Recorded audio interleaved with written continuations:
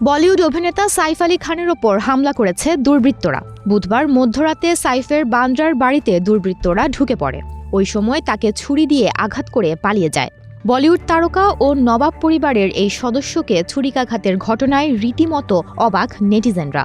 নড়ে চড়ে বসেছে ভারতীয় প্রশাসন। ভারতীয় সংবাদ সংস্থা জানিয়েছে, পুলিশের কাছে এ ঘটনার জবানবন্দি দিয়েছে সাইফ আলী খান ও তার স্ত্রী কারিনা কাপুরের পরিচারিকা।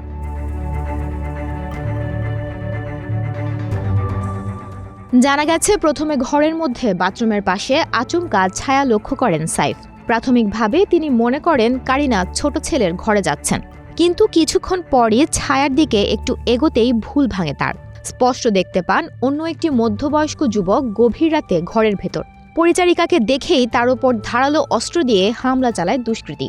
ইতিমধ্যে সেখানে দ্বিতীয় পরিচারিকা হাজির হয়ে দুষ্কৃতীকে জিজ্ঞেস করেন কি চায়। জানা গিয়েছে, এ প্রশ্নের উত্তরে দুষ্কৃতী সাফ জানায় 1 কোটি রুপি।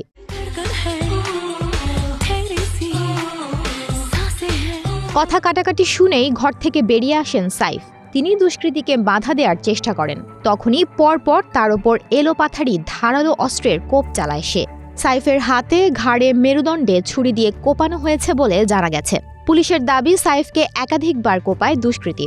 এদিকে প্রাথমিক তদন্তের পর পুলিশ জানিয়েছে, সাইফের বাড়ির সিসিটিভি ফুটেজ খতিয়ে দেখা হয়েছে, কিন্তু সেখানে বুধবার রাতে ওই ঘটনার 2 ঘন্টা আগ পর্যন্ত কাউকে বাড়িতে ঢুকতে দেখা যায়নি।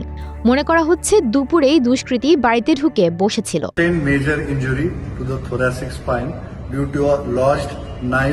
চিকিৎসকরা জানিয়েছে, অস্ত্রোপচারের পর পর্যবেক্ষণের জন্য আইসিইউতে নেওয়া হয়েছে সাইফ আলী খানকে।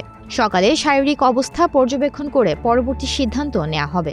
তবে প্রাথমিকভাবে ধারণা করা হচ্ছে 2 দিন পর হাসপাতাল থেকে ছেড়ে দেওয়া হতে পারে তাকে। তার পরিবারের অন্যান্য সদস্যরা নিরাপদেই আছেন।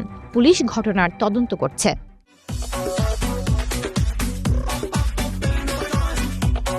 কারিনা ও সন্তানরা নিরাপদে আছে বলেই জানিয়েছে তাদের গণসংযোগ কর্মকর্তা। লীলাবতী হাসপাতালের সূত্রে জানা গেছে, 2.5 ঘন্টা সাইফ আলী খানের অস্ত্রোপচার চলেছে।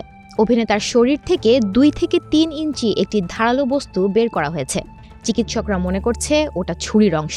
এছাড়া সাইফের স্নায়ুর অস্ত্রোপচারও সফলভাবে শেষ হয়েছে। সুমনা মোস্তফা, প্রবাস খবর।